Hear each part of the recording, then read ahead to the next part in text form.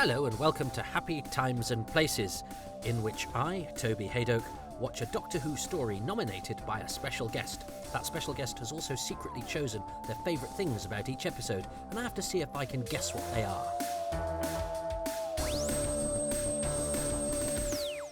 Hi there, this is Annie Wallace here. I play Sally Sinclair on Channel 4's Hollyoaks.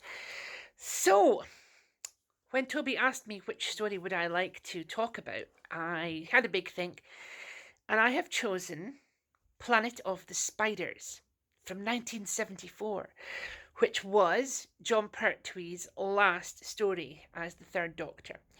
Now, this was a really big deal for me because the Third Doctor was my first Doctor, as it were. And as such, I hadn't known any different. I didn't know what regeneration was. And all I knew is that my favourite Doctor was going to go. And I was going to get someone else. And I didn't want that. I was 9 and you don't do that. Of course, I didn't know, Nobody knew what an incredible Doctor Tom Baker would be subsequently. But at the time, I loved John Pertwee. Jo Grant was one of my favourite companions, and she'd left the previous year, of course, to go off and get married to Dr. Jones. And we had just had Sarah Jane Smith introduced in the season.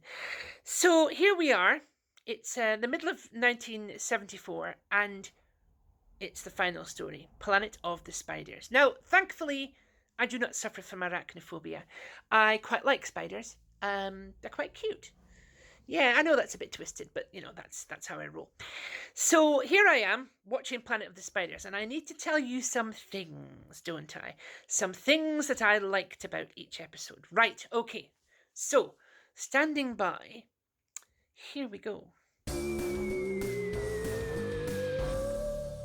Well, hello, campers. I don't know why I said that. It's got absolutely nothing to do with the episode in question. That was Annie Wallace, star of TV's Hollyoaks. We have a celebrity guest who's not from the world of Who, although if there's any justice, Annie will, I'm sure, if she can find some time in her schedule, she's very busy, pop up in the show at some point, and I will be cheering from the rafters because Annie is one of us. A Doctor Who fan, which I didn't know when I first met her. I don't know when I picked up on the fact that she was a Doctor Who fan. I think it must have I think you just read between the lines. There's a look, don't you? No, I think it must have been something she said on Twitter or Facebook. Anyway, nonetheless, she has chosen Planet of the Spiders, which means I'm going to have to begin with a little bit of a confession, and that is that I go into this as not a great fan of Planet of the Spiders.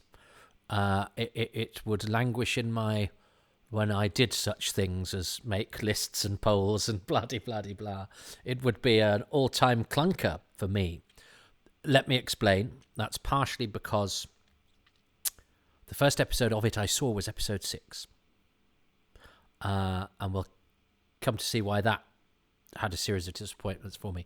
And then I worked backwards. I loved the book. So this was the first Pertwee I got on video, but I got episode 6 only because I was collecting the orphaned single episodes first so I could get a flavour of as much. I wasn't actually that bothered about watching the whole story. The actual, when I was uncovering, the history of Doctor Who for me, actually watching the story be told and play out was less interesting to me as getting a flavour of the performances, seeing what it looked like. It's interesting. I know that there are some people whom, the missing episode they want back is the one that completes the jigsaw, the 10th Planet 4 or Web of Fear 3. Whereas for me, I sort of go, well, we kind of know what those stories are like. Give me something from the Massacre or Fury from the Deep or something that we don't have anything of, So we've got just a little taste. Different strokes for different folks, but that worries me because I do write. I hesitate to say I'm a writer, but I've written scripts, and to write scripts you have to understand story and structure and have an appreciation of those things. But as a Doctor Who fan, I think I like to experience all the different individual things that make up a story. And I got episode 6 first. Which means I've experienced the story in an odd way. But as I say, I love the book. And I've always struggled with it. But I know that doing this project enables me to find a love for something I've hitherto neglected or thought badly of or misunderstood or just been in the wrong mood when I watched. And I try and make sure I'm in the right mood when I do these. But I have to do full disclosure and say, and I know a lot of people I respect who are a few years older than me. Sorry, Annie, but I know the Nick Peggs and the Mark Gatises are huge Pertwee era people. And it's an era that has a lot of sort of nostalgic hold for them. Whereas this is the year I was born, so I don't remember. I could have been on my mum's knee, breastfeeding when I was breastfed because my mum is from the medical profession and so understands the importance of breastfeeding. But mostly for her it was so she's told me this, sit down and have a fag, so she could sit down and have a fag and feed me at the same time. That's one of the reasons I was breastfed. You see, the past the past has delights all its own. So anyway, shall we see what is going to happen with now I think I might have forgotten to have turned Alexa down a little bit. So if you've got... So what I'll do is, so I don't shout at her while you're listening to this and activate your own Alexa, I'll do a little edit in post. So I'm just going to have a quiet word with Alexa. And I'm back in the blink of an eye and having told Alexa to keep her bloomin' voice down.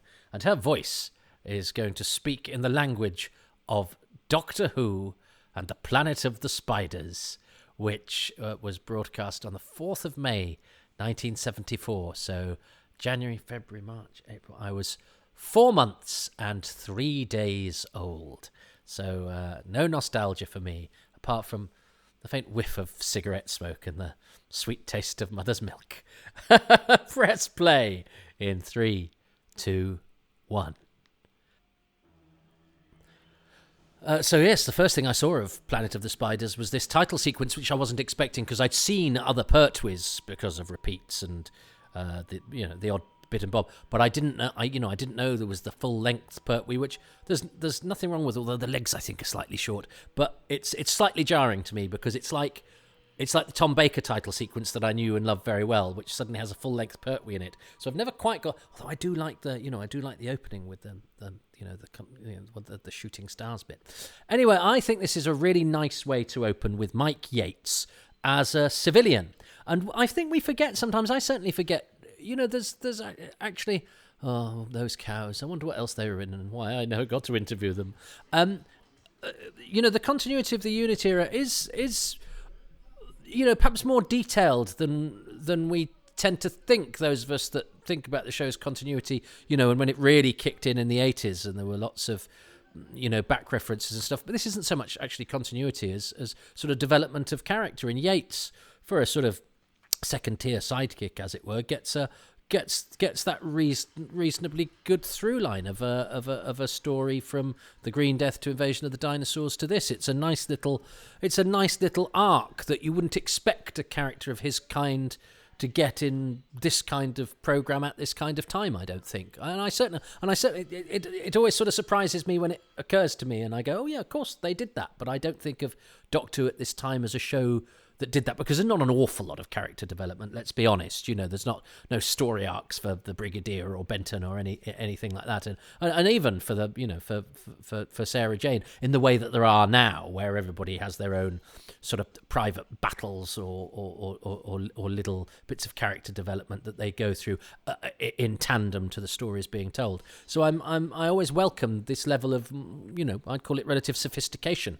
I like this mat that the spider appears on later, because it's a sort of carpety thing, because it was on the back of the book. The book cover had all sorts of joy in it, because it had the wonderful image of Sarah Jane with a stripy top with a spider on her back from behind, and John Pertwee sort of reaching out in alarm. But it also got the regeneration along the bottom in the painting, and then it got the spider on the sort of rug on the back. So and I remember it being, and I actually have the hardback. My sister gave me the hardback for Christmas sometime later, but I'd already got the paperback.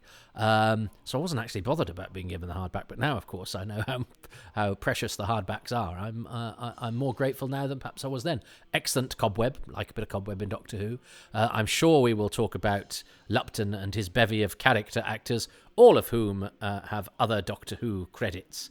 Although at the time I first watched Planet of the Spiders, one of them didn't, because he came much later. But I'm sure there'll be plenty of time to talk about him when I've got less to talk about, say maybe when I've exhausted myself halfway through episode 4 or whatever. One of the things we don't know, I did a little bit of research. Now there's two mysteries I have here. I think somebody once put me in touch with one of the ladies in the audience here, and did I actually ever contact her?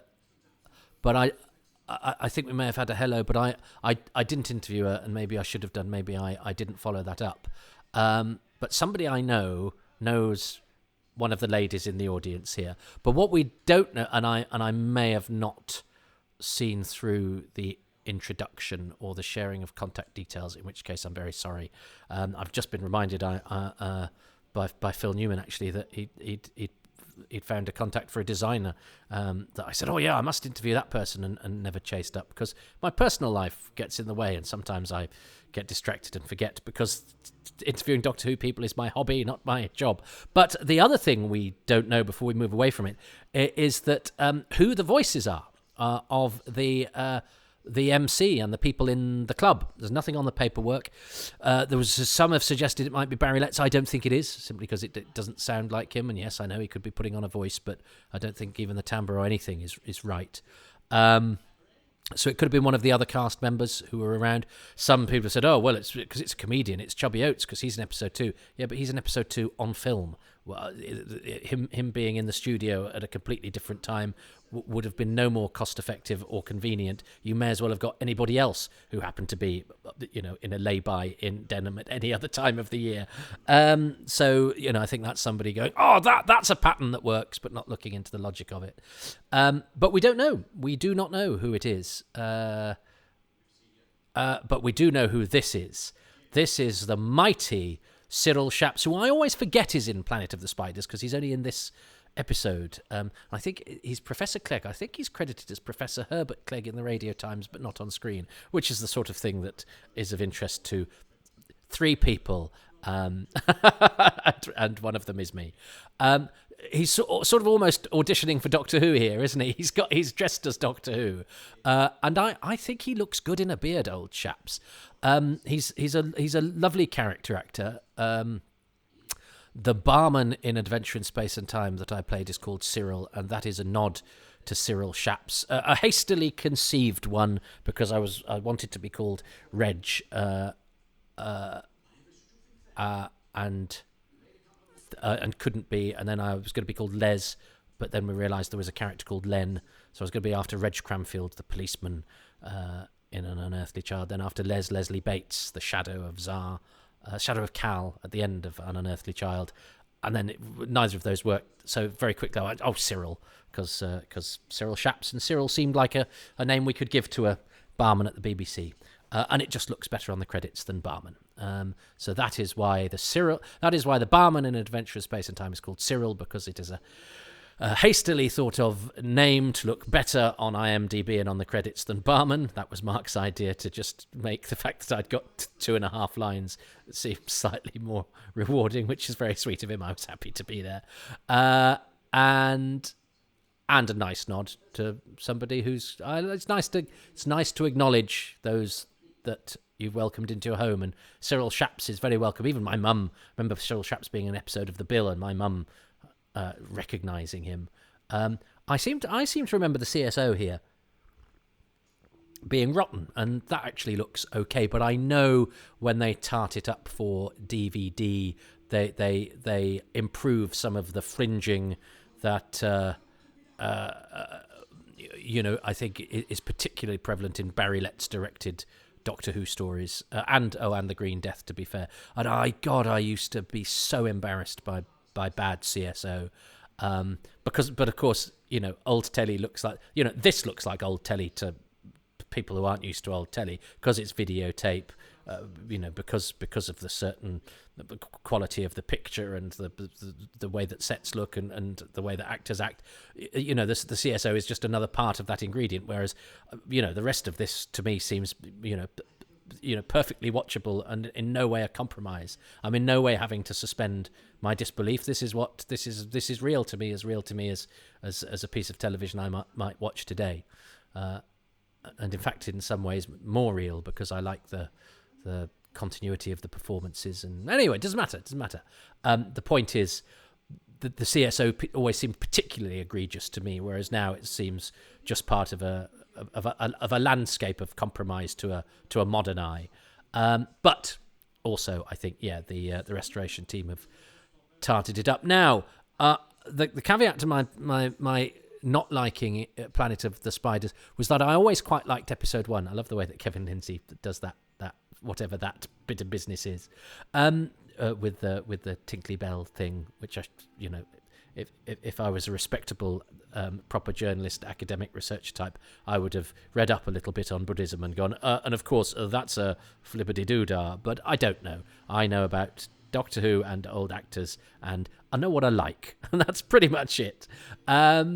And I make no apology for that. If it gets me through my life doing very little harm, and hopefully some good, if only of the distraction variety, I'll take it.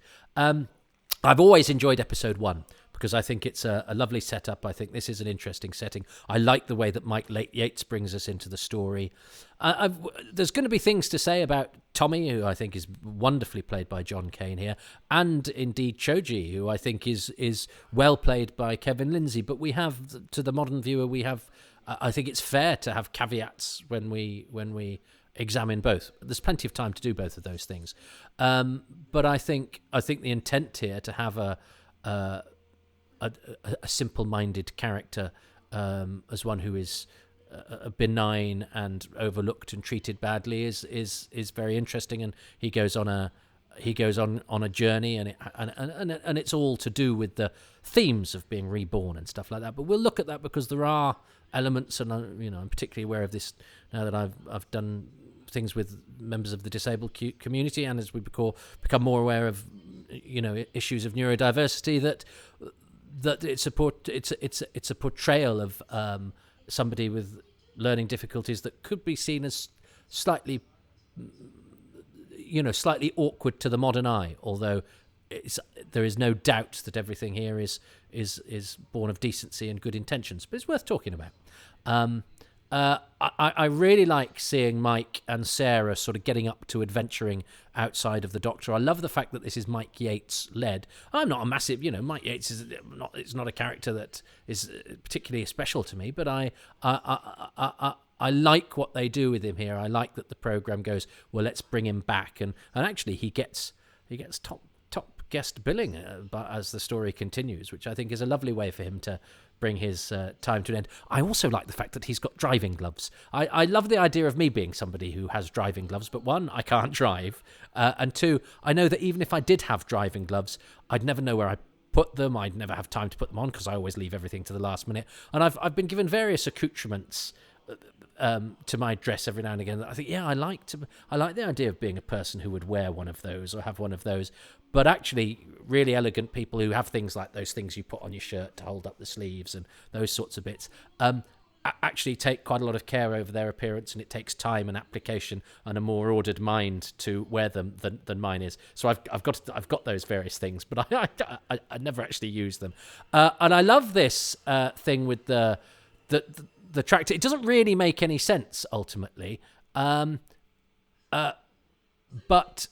it's as a kid at the time, you'd always read stories of sort of scary apparitions that then people looked and it was never explained where they were. So it was sort of in the landscape of things, the tractor that suddenly appeared is a sort of comfortingly familiar, uncomfortable, scary thing. So it seems like a really useful way of going, oh my God, something's going on here. And that, of course, leads Sarah into the story, which is delightful. And it's nice that she's going and and having some agency of her own, and being in cahoots with Mike, who is going through his own. And this is where the similarities, the similarities a theme with the Doctor's regeneration, but also Tommy being reborn. But Mike has gone there to sort of cleanse his mind after going through a difficult period for himself.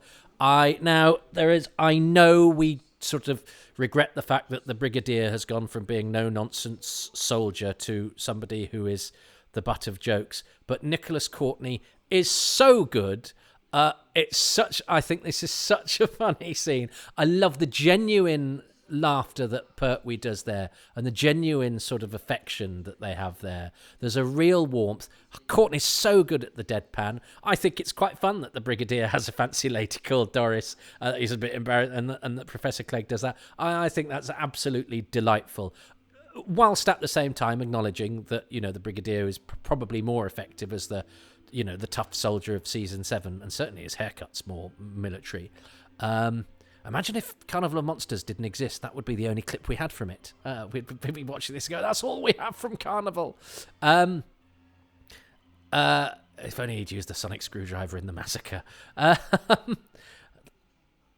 Now, Kevin Lindsay, of course, it's very interesting seeing his face, because it's usually behind a Sontaran mask. And this is what I know Barry Letts... Now, we like to spot Doctor Who actors from Doctor Who in other Doctor Whos, but I know Barry Letts deliberately fills this with actors who have played key roles in the Pertwee era. This is very much building up to a goodbye for the Doctor. And I think, again, one of my disappointments with this, watching it the silly way that I did, and because Pertwee's the actual transformation is basically a crossfade, I felt like it didn't have the sense of occasion that maybe it should, but actually approaching it from this direction and trying to appreciate it in the context of what it is.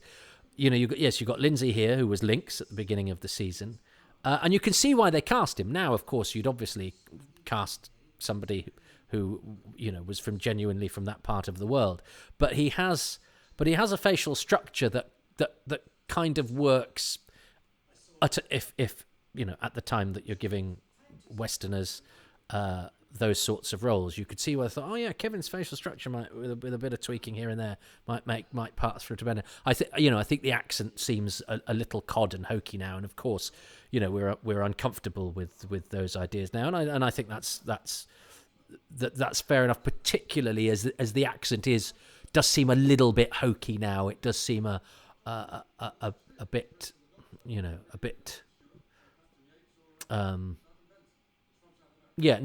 it seems a little hokey. I said the word hokey. I think that's as far as I'll go.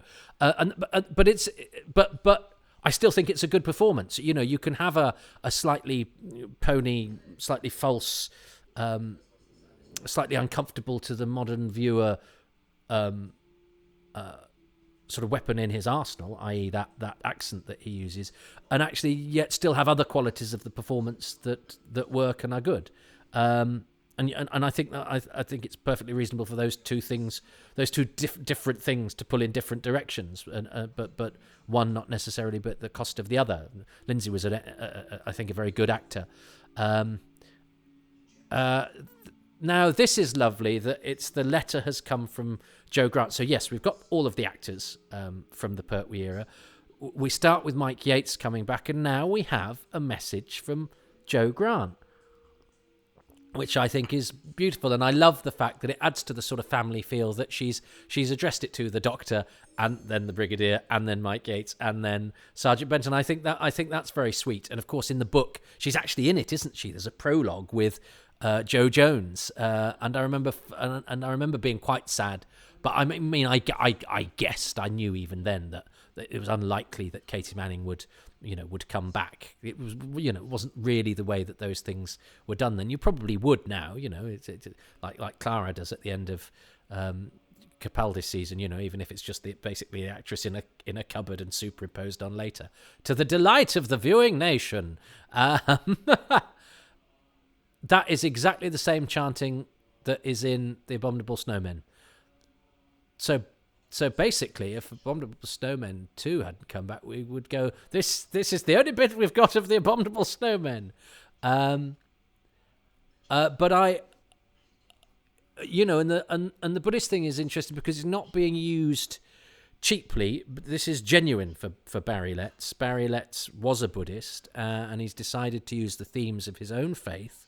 So he's not patronizing it, but he's also not, because he wasn't that sort of man,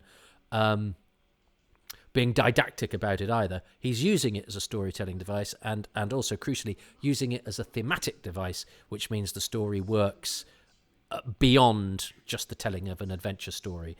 Things are reflected in different areas of it. And I always like it when that happens. I always like it when there's ambition in the writing to do more than just tell a story. So John Dirth here and Christopher Burgess as the sort of two main bad guys. Dirth is the main bad guy and Burgess very much his sidekick, but they have both been in the Pertwee era before. John Dirth is the voice of Boss in The Green Death. Christopher Burgess, Barry Letts regular, who always has a slightly broken quality about him, is Professor Phillips in Terror of the Autons, but he was also in The Enemy of the World. And I think he's wonderful in this, but I'm sure we'll talk about them.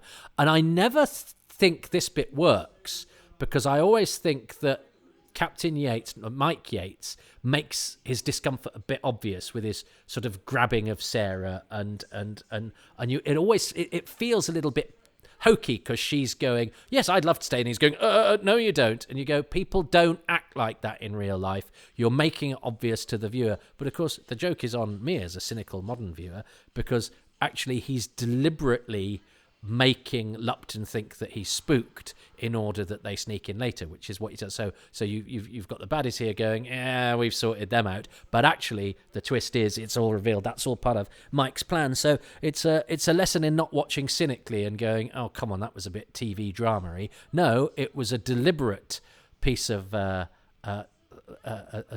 subterfuge. Well, it wasn't subterfuge. It was that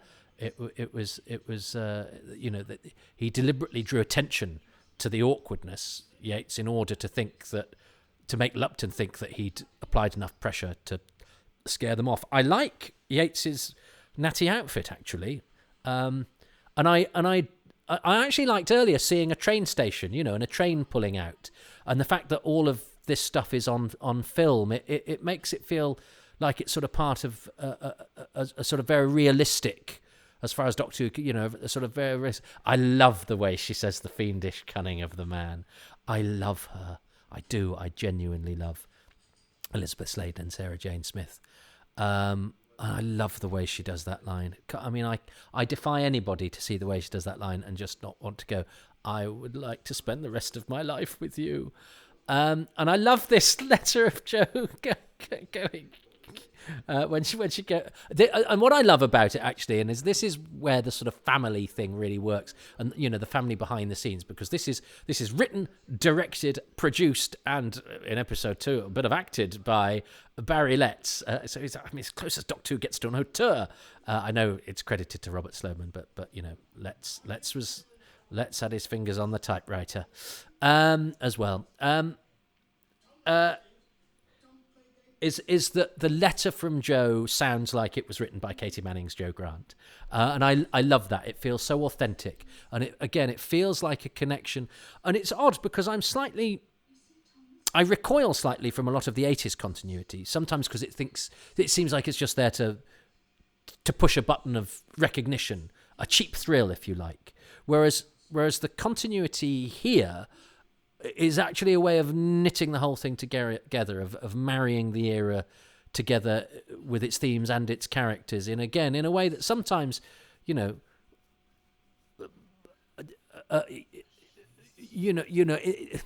seasons weren't shaped, I think, in quite the same way then as we're used to now, where season openers are a particular style of story. Season closers are a particular style of story. There seemed to be a bit more sort of an arbitrary scattering, and obviously, things were still much more in development, and stories came and went. So sometimes the shape of a season, and sometimes seasons were broken up differently to production blocks. The shapes of a season seemed perhaps slightly more accidental. Now, but this is going to be build to a climax, because it's actually the very end of the Doctor himself, this particular Doctor. But it's afforded them the chance to knit together aspects of the era, but not in a sort of showboating way, which, you know, because I know there are people, and I'm not immune to that suggestion that you know, that David Tennant's finale seems a bit like, where everybody's getting in on the action here, and you run the risk of seeing a little bit backslappy or a little bit self-referential. This I think judges it very, very, very well. It has the sense of occasion, more of a sense of occasion than I think I've given it credit for in the past, when I've just sort of, you know, when I've just bunged it on, and especially or watched it backwards. This feels like, you know, a proper coming together of the era for what's going to be the end of the, you know, the longest running Doctor to date.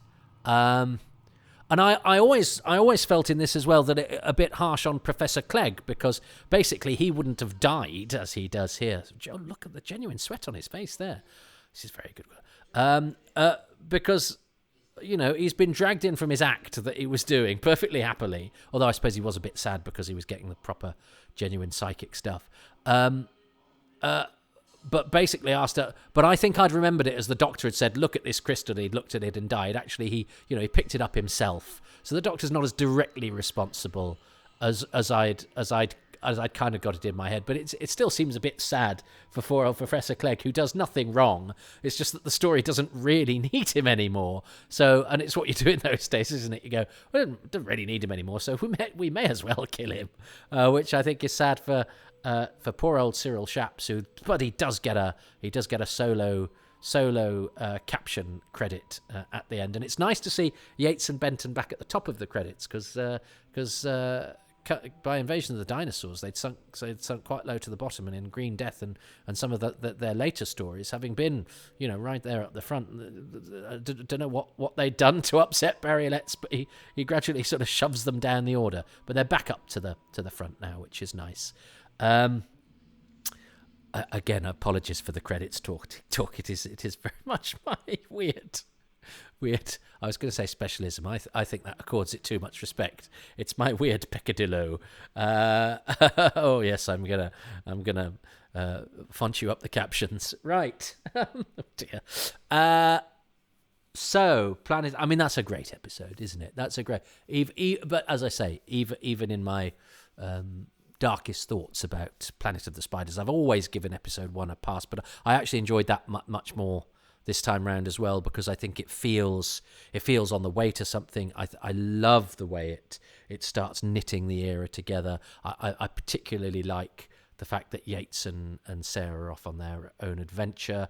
I love Doris from Brighton, and Cyril Shaps does a lovely cameo there, and we've got the interesting things with Buddhism, and John Cain is obviously doing very strong work there in a difficult role as Tommy, and the way that Sarah is very kind to him and other people aren't, I think, speaks to a lot of how people, I mean, people still treat neurodiverse people absolutely appallingly, and I can only imagine in 1974 how bad it was. So we have to, for as I say, for some of the aspects of how the story develops that might make us now go, that's a little bit naive, or makes me feel a little bit uneasy. I think that in the context of when they were doing it, and the kindness with which that story is told, and the intention behind that, I think is something I think I would very much be positive about. But for part 1, there's much to love about it. But I think it has to be, especially because of my uneasy, and I think all of our slight loathing, so that self-loathing relationship with continuity, and our worry of looking over our shoulders and go, but what will the general public think? That doesn't feel anything like some more recent examples of continuity. But maybe it's because this was all stuff that happened before I was conscious. I mean, may as well say before I was born. So therefore it was always part of Doctor Who's history. So it's not something that is introduced, and therefore, because I imagine the introduction of the Time Lords, but if you came to that beforehand, or when it happened, that was a real shock. And if you were a fan of Doctor Who, you suddenly went, hang on, why are they giving away his backstory? What? Now, how? You're rewriting the show's DNA. Whereas to me, there'd always been Time Lord, so it didn't seem like that much of an aberration away from the show's format. So, it's very much where one looks at this stuff from. But I like, because the show is not huge on continuity at this time, it does nice little things like it revisits the planet Peladon, or it has the same corporal in 2 stories on the trot. I do understand people who think that the unit family gets a little bit too cozy, and Nicholas Courtney and John Levine really do need haircuts. I nonetheless think that the level of continuity and the call for it, because it's the beginning of the last story, so we feel like we're building up to something that encompasses the whole era. We start with Mike. We have a letter from Joe. We're in Unit HQ. We have those resonances. I think it, and of course the crystal. We have the crystal, which the Doctor got in essentially a joke sequence in the Green Death, and it all starts to come together and pay off. So I think the fact that this ties in with the era that has come. And the era that we know is on its way out. And I think the way that it does that, not too showily, but enough to give you a feeling of event and of sort of warmth and of comfort. But of course, it's a comfort that is threatened by a great menace, and that actually adds to the odds of that. So that is my thing for episode 1. Part 1. It is a 6-part story, by the way. Part 1. I think one of the things I really liked about part 1 was the unit reunion, just before it kind of disbanded, I suppose. So we had Captain Yates come back, who was still getting some treatment after his business with Invasion of the Dinosaurs, where he'd basically betrayed UNIT. And Captain Yates was, of course, a big favourite right from early Joe Pertwee, and he was part of the UNIT family. So here we are, it's Captain Yates, and he's in this monastery, this kind of domestic monastery, where he's learning to free himself from the influence and come back to himself, as it were. So there's Yates. There's a big mention for Jo Grant, now Jo Jones, of course, because she sends the Doctor the blue Metebelis 3 crystal that the Doctor gave her in the Green Death as a wedding present. This beautiful green crystal that if you looked into it, it kind of did things to your mind. And so Jo sent it back from the Amazon in a jiffy bag because the locals found it a bit weird and they thought it was cursed. So we had the reappearance of the Metebelis 3 crystal. So yeah, it felt a bit like a unit thing. Obviously, the brig and everyone's there. And that was part 1. Well, I think I get a point for that. Thank you, Annie. And Annie and I are simpatico, I think. I think we said the same thing. And I'm glad, because again, it's not really a thing I sort of thought of really entering as I entered the story. I'm feeling positive that I'm entering Planet of the Spiders in the correct direction and with the right attitude, because as I say, I didn't have much nice to say about Planet of the Spiders, but I'm aware that next episode is the big chase, and I'm aware that on the episode after that we go to the planet Metebelis 3, which has charms all of its own. So it's not necessarily going to be easy, but I'm going to clear my mind in order for my experience of Planet of the Spiders to be born anew, and hopefully I won't then die. See you next time. Well, thanks awfully for listening to Happy Times and Places, which is presented by me, Toby Haydock. My special guest is Hollyoaks actress and BAFTA nominee Annie Wallace, who can be found on Twitter at Annie Wallace. I'm grateful, of course, to Annie for her time and to the many patrons who make these podcasts possible, and they include Darren Rule, Alex Rowan, Murray Robertson, Paula Reynolds, Peter Reed, Ian Radford, Liam Price, Mary Ann Placati, John Pettigrew, Thomas Payne, Ken Patterson, Richard Patey, Phil Pascoe, Andy Parkinson, Russell Parker, Mark Trevor Owen, Jeremiah O'Connor, Steve O'Brien, Tom Neenan, Andrew Nixon, Chris Murphy, Justin E. Monaghan, Phil Mitchell, James Miller, Nick Mellish, Steve Manfred, Glenn MacLeod, and Joe McLachlan. The music is by Dave Gates, the artwork by Dylan Patterson.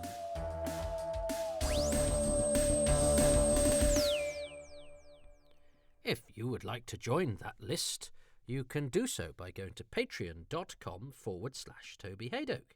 And there, for as little as £3 a month, you get all sorts of things. You get exclusive access, bonus content, you get advance releases. Basically, if you were a patron, you'd have heard this 6 months ago. And there are also an exclusive set of releases that only patrons get, as well as other little goodies. And most of the goodies come at the lowest tier, £3 per month. There are little things to drag you further up the ladder, but I don't like withholding things, so you pretty much get everything at £3 per month. And you can also get a 10% discount on that if you sign up for a year.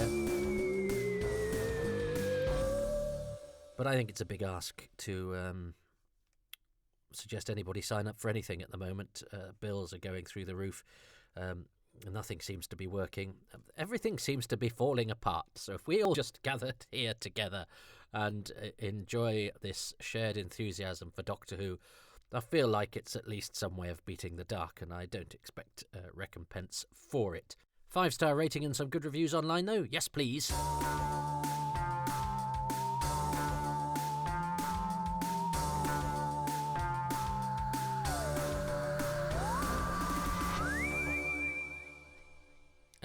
I don't know what to say. I don't know. It's nice doing these. I had it was welcome distraction.